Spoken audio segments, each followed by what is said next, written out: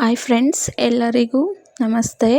ಇದು ನನ್ನ ಗಣೇಶ ಹಬ್ಬದ ಬ್ಲಾಗ್ ಆಗಿರುತ್ತೆ.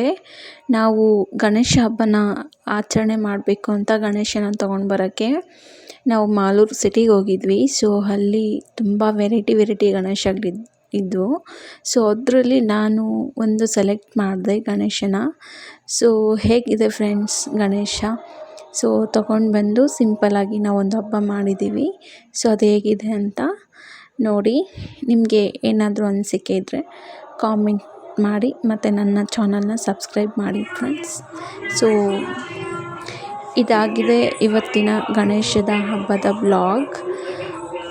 ನೋಡಿ, ಗಣೇಶನ ಕುಳಿಸಿ ಡೆಕೋರೇಷನ್ ಎಲ್ಲ ಕಂಪ್ಲೀಟ್ ಆಗಿದೆ. ಈಗ ನಮ್ಮಿಬ್ಬರು ಮಕ್ಕಳು ಗಣೇಶನ ಪೂಜೆ ಮಾಡ್ತಿದ್ದಾರೆ.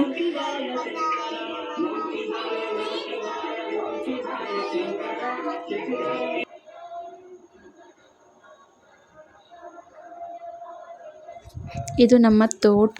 ಸೊ ಗಣೇಶ ಹಬ್ಬ ಪೂಜೆ ಎಲ್ಲ ಮುಗಿಸಿ ತೋಟಕ್ಕೆ ಬಂದ್ವಿ. ಸೊ ಇಲ್ಲಿ ನಾವು ಈ ತೋಟದಲ್ಲಿ ಮಾವಿನ ಗಿಡಗಳನ್ನು ಹಾಕಿದ್ದೀವಿ. ಸೊ ಹಾಗೆ ರಾಗಿನೂ ಚೆಲ್ಲಿದ್ದೀವಿ. ಅದು ಈಗ ಸ್ಮಾಲ್ ಅಂದರೆ ಚಿಕ್ಕದಾಗಿ ಬೆಳೆದಿದೆ. ಸೊ ನೋಡ್ತಾ ಇರ್ಬೋದು, ಇದು ನಮ್ಮ ತೋಟ. ಈ ತೋಟದಲ್ಲಿ ಒಂದು ಮರ ಇದೆ ಫ್ರೆಂಡ್ಸ್.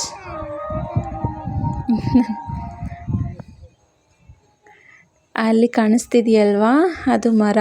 ಅದ್ರ ಕೆಳಗಡೆ ಒಂದು ಹುತ್ತ ಇದೆ. ಅದಕ್ಕೆ ಪೂಜೆ ಮಾಡೋಣ ಅಂತ ಹೇಳಿಬಿಟ್ಟು ತೋಟದ ಹತ್ರ ಬಂದ್ವಿ. ಸೊ ಹಾಗೆ ನಿಮಗೆಲ್ಲ ತೋರಿಸೋಣ ಅಂತ ಒಂದು ವಿಡಿಯೋ ಮಾಡಿಕೊಂಡೆ. ನೋಡಿ ಫ್ರೆಂಡ್ಸ್, ಇದೆಲ್ಲ ಮಾವಿನ ಗಿಡ.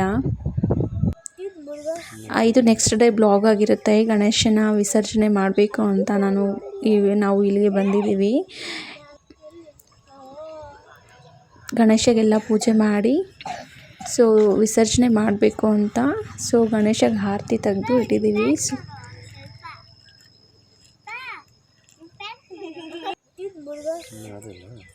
ನೀರು ಹರ್ಕೊಂಡು ಹೋಗ್ತಾ ಇದೆ.